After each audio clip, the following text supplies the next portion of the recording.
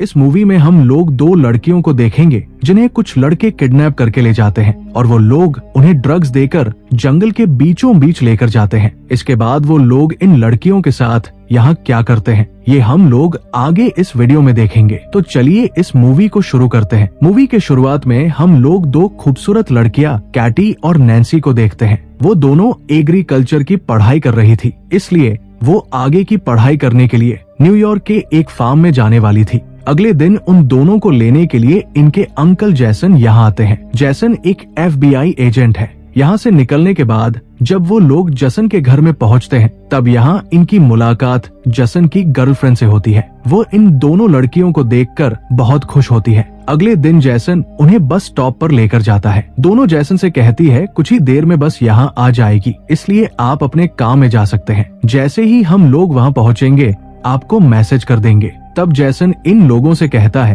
तुम कोडवर्ड इस्तेमाल करना जिससे मैं समझ जाऊंगा कि तुम लोग सेफली वहां पहुंच गए हो। कैटी कहती है मैं एप्पल वर्ड यूज करूंगी, लेकिन जैसन कहता है तुम हर बार अलग अलग अल्फाबेट यूज करना ताकि कोई भी तुम्हारे कोड वर्ड को नहीं समझ सके। जैसन के जाने के बाद यहाँ पर रोड से गुजर रहे दो लड़के जैसी और नैन्सी को देखते हैं। इसके बाद जैसी और नैन्सी पास के एक रेस्टोरेंट में कॉफी पीने के लिए जाती है। यहाँ पर वो लड़के भी आ जाते हैं। इन दोनों का नाम जेड और ल्यूकस है। वो दोनों कैटी और नैन्सी से बातें करने लगते हैं। कैटी उन लोगों को ये बताती है हम लोग न्यूयॉर्क के एक फार्म में एग्रीकल्चर की स्टडी करने के लिए जा रहे हैं, जिस पर जेड कहता है हम भी वही जा रहे हैं। लेकिन जब वो दोनों यहाँ से उठकर जा रहे थे तभी नैन्सी कैटी को उन दोनों के साथ जाने के लिए मनाती है। अब ये दोनों उनके साथ चली जाती है, लेकिन यहाँ हम लोग ये देखते हैं जेड और ल्यूकस उन दोनों को फार्म न ले जाकर अपने घर में लेकर जाते हैं, जो कि जंगल के एकदम पास है। ये देखकर कैटी और नैन्सी थोड़ा घबराती है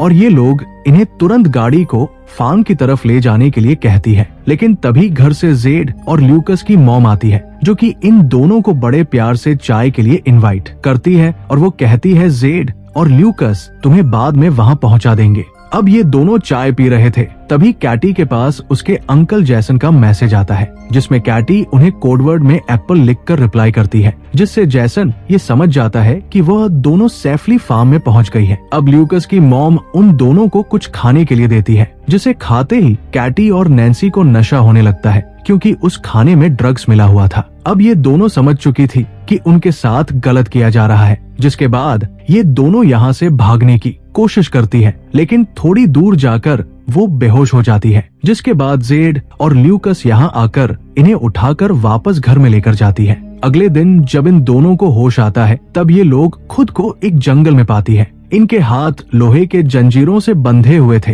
ये देखकर ये दोनों बहुत डर जाती है और हेल्प के लिए चिल्लाने लगती है। तभी यहाँ पर जेड आता है और वो इन लोगों से कहता है तुम जंगल की एक ऐसी जगह पर हो जहाँ पर दूर दूर तक कोई इंसान नहीं है, इसलिए तुम्हारे चिल्लाने का कोई फायदा नहीं है। कुछ देर बाद यहाँ पर बोरिस नाम का एक आदमी आता है और वो कैटी को उसका फोन दिखाता है। वो कहता है तुम्हारे फोन पर किसी जसन नाम के आदमी ने मैसेज किया है, जिसे तुमने पिछली बार एप्पल लिखकर भेजा था। वो दोनों से इसका मतलब पूछने लगता है, जिस पर कैटी कहती है एप्पल एक कोडवर्ड है, जिसका मतलब है हम दोनों सेफ है। इसके बाद बोरिस जैसन को रिप्लाई करते हुए ये कहता है कि सब कुछ ठीक है और साथ में कोड वर्ड एप्पल भी लिखता है। इसके बाद वो लोग कैटी और नैन्सी को उनके सामने ही नहाने के लिए फोर्स करते हैं। तभी यहाँ पर शेरिफ आता है। शेरिफ को यहाँ देखकर कैटी और नैन्सी उससे मदद मांगने लगती है, लेकिन कुछ देर बाद इन्हें पता चलता है कि ये पुलिस ऑफिसर भी जेड और ल्यूकस के साथ मिला हुआ है। ये देखकर वो दोनों और भी डर जाती है।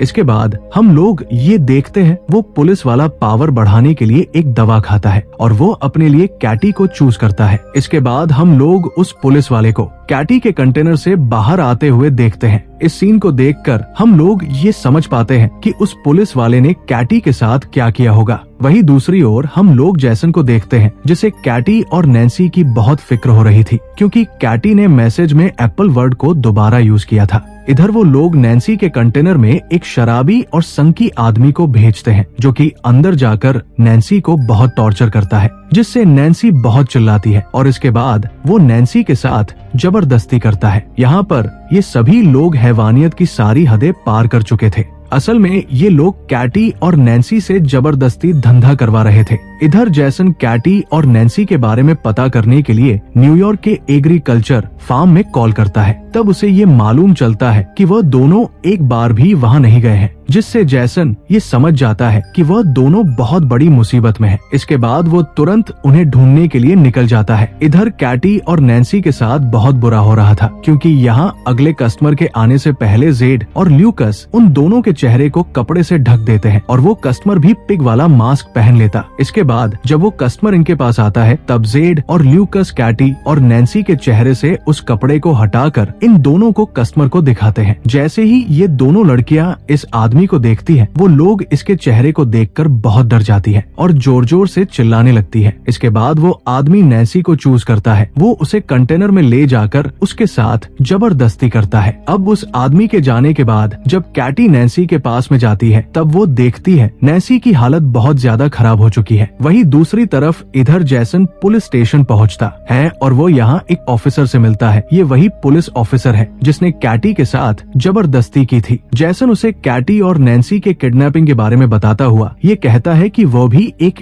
FBI एजेंट है, जिस पर वो पुलिस ऑफिसर जैसन से ये पूछता है, आपको कैसे पता है कि वह दोनों किडनैप हुई है? जिस पर जैसन उन्हें कोड वर्ड वाली बात बताता है। वहीं इधर ये पुलिस ऑफिसर बोरिस को सारी खबरें देता है कि इन दोनों लड़कियों के अंकल FBI एजेंट है और वो इन दोनों को ढूंढ रहे हैं और कैटी ने हमें उस कोडवर्ड के बारे में गलत इन्फॉर्मेशन दी थी। इसके बाद बोरिस जेड को उस कंटेनर से थोड़ा दूर ले जाकर उससे बातें करता है कि इन दोनों लड़कियों को जल्द से जल्द ठिकाने लगाना होगा, वरना हम लोग मुसीबत में पड़ सकते हैं और हमें शहर से आने वाली और भी नई लड़कियों को पकड़ना है। इधर कैटी अपने कंटेनर के पास में खड़ी होकर चुपचाप इन दोनों की बातों को सुनती है। इन दोनों की बातें खत्म होने के बाद बोरिस कैटी के कंटेनर में जाकर उसके साथ फिर से जबरदस्ती करता है। वहीं दूसरी ओर जैसन भी वही रेस्टोरेंट पहुंचता है जहां पर कैटी और नैन्सी को वह दोनों लड़के मिले थे। वह यहाँ पर काम कर रहे एक आदमी से उन दोनों के बारे में पूछता है। वो आदमी जैसन को बोरिस के गाड़ी के बारे में बताता है।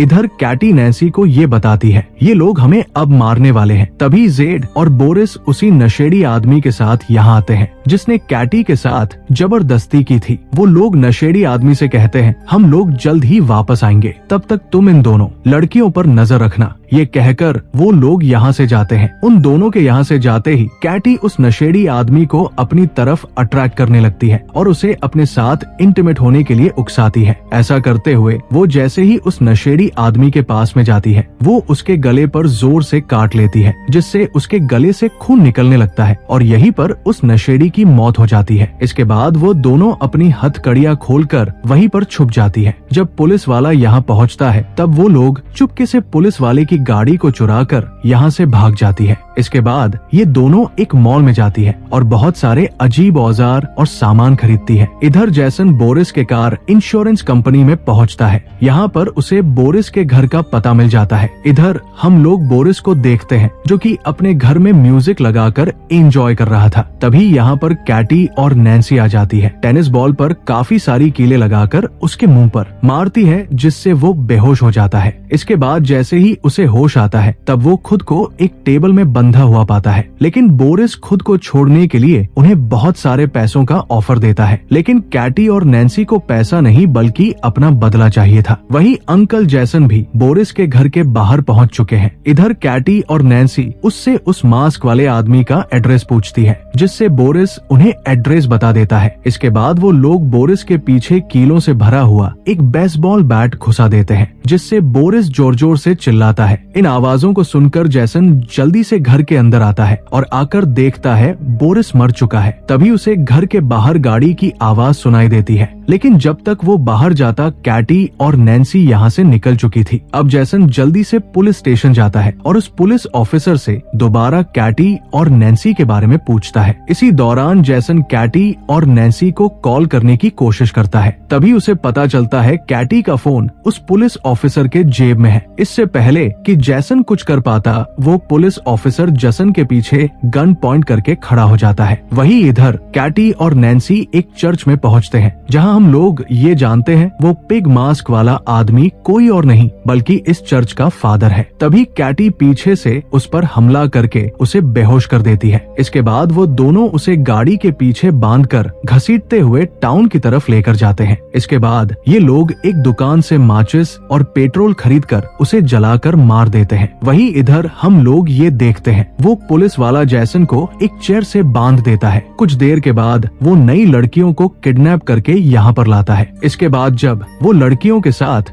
जबरदस्ती करने वाला होता है, तभी चुपके से कैटी और नैन्सी यहाँ आकर डंडे से उस पर हमला करती है और उसे बेहोश कर देती है। जब उसे होश आता है तब वो खुद को एक चेयर से बंधा हुआ पाता है। अब दोनों उसे जान से मार देती है। इसके बाद कैटी और नैन्सी वहाँ दोनों लड़कियों को भी आजाद करती है और ये लोग उन दोनों से जैसन को भी खोलने के लिए कहती है और यहाँ से चली जाती है। इसके बाद ये दोनों लड़कियाँ जसन की रस्सी खोल देती है और वो लोग जसन से कहती है उन दोनों लड़कियों ने हमें ऐसा करने के लिए कहा था। अब जैसन को यहाँ पर पूरी बात समझ में आती है कि वह दोनों कोई और नहीं बल्कि कैटी और नैन्सी है। वही इधर हम लोग जेड और ल्यूकस की मॉम को देखते हैं जो कि ड्रिंक कर रही थी। तभी अचानक उसे अजीब सा नशा होने लगता है जिससे वो वहीं पर गिरकर बेहोश हो जाती है। इसके बाद जब उसे होश आता है तब वो देखती है कैटी और नैन्सी ने उसे बेसमेंट में एक कुर्सी में बांध कर रखा है और उन दोनों ने जेड को भी उसके सामने बांध कर रखा है। इसके बाद कैटी और नैन्सी जेड को उसकी माँ के आंखों के सामने ही डंडे से मार मार कर जान से मार देती है, जिससे उसकी मॉम जोर जोर से रोने लगती है। इसके बाद वो लोग उसकी मॉम को ल्यूकस के पास में लेकर जाती है। यहाँ पर वो लोग ल्यूकस को गन पॉइंट में लेकर एक डंडा देकर उसकी मॉम को मारने के लिए कहती है, लेकिन ल्यूकस ऐसा नहीं कर पाता है, जिससे नैन्सी उसे गन से शूट करके मार देती है। वो उसी गन को साफ करके